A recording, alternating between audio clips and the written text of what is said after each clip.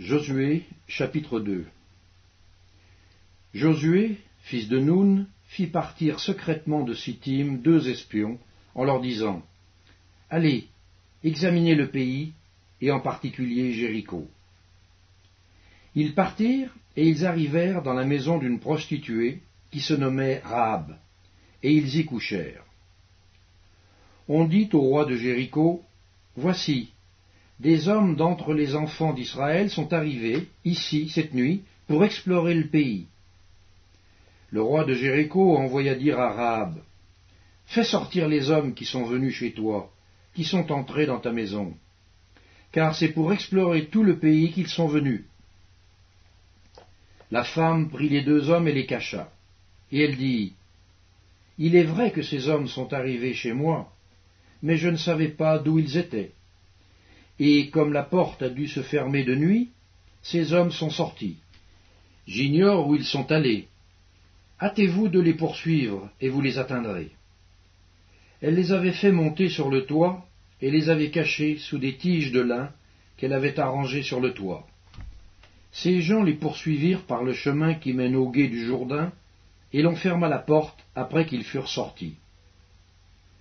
Avant que les espions se couchassent, Rahab monta vers eux sur le toit, et leur dit : L'Éternel, je le sais, vous a donné ce pays. La terreur que vous inspirez nous a saisis, et tous les habitants du pays tremblent devant vous. Car nous avons appris comment, à votre sortie d'Égypte, l'Éternel a mis à sec devant vous les eaux de la mer Rouge, et comment vous avez traité les 2 rois des Amoréens, au-delà du Jourdain, Sihon et Og, que vous avez dévoués par interdit. Nous l'avons appris, et nous avons perdu courage, et tous nos esprits sont abattus à votre aspect. Car c'est l'Éternel, votre Dieu, qui est Dieu en haut dans les cieux et en bas sur la terre.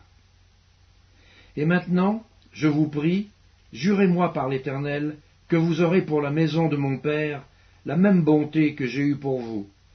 Donnez-moi l'assurance que vous laisserez vivre mon père, ma mère, mes frères, mes sœurs, et tous ceux qui leur appartiennent, et que vous nous sauverez de la mort. Ces hommes lui répondirent : Nous sommes prêts à mourir pour vous, si vous ne divulguez pas ce qui nous concerne. Et quand l'Éternel nous donnera le pays, nous agirons envers toi avec bonté et fidélité. Elle les fit descendre avec une corde par la fenêtre, car la maison qu'elle habitait était sur la muraille d'une ville. Elle leur dit : Allez du côté de la montagne, de peur que ceux qui vous poursuivent ne vous rencontrent. Cachez-vous là pendant 3 jours, jusqu'à ce qu'ils soient de retour. Après cela, vous suivrez votre chemin.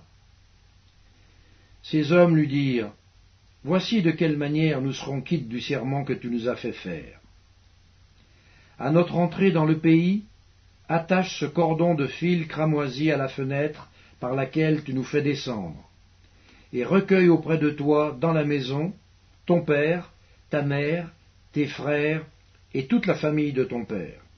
Si quelqu'un d'eux sort de la porte de ta maison pour aller dehors, son sang retombera sur sa tête, et nous en serons innocents. Mais si on met la main sur l'un quelconque de ceux qui seront avec toi dans la maison, son sang retombera sur notre tête. Et si tu divulgues ce qui nous concerne, nous serons quittes du serment que tu nous as fait faire. Elle répondit : Qu'il en soit selon vos paroles.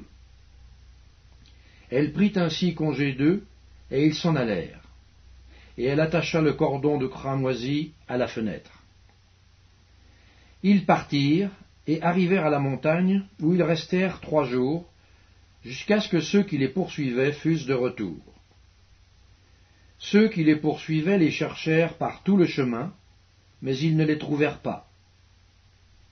Les 2 hommes s'en retournèrent, descendirent de la montagne, et passèrent le Jourdain. Ils vinrent auprès de Josué, fils de Nun, et lui racontèrent tout ce qui leur était arrivé. Ils dirent à Josué : Certainement, l'Éternel a livré tout le pays entre nos mains, et même tous les habitants du pays tremblent devant nous.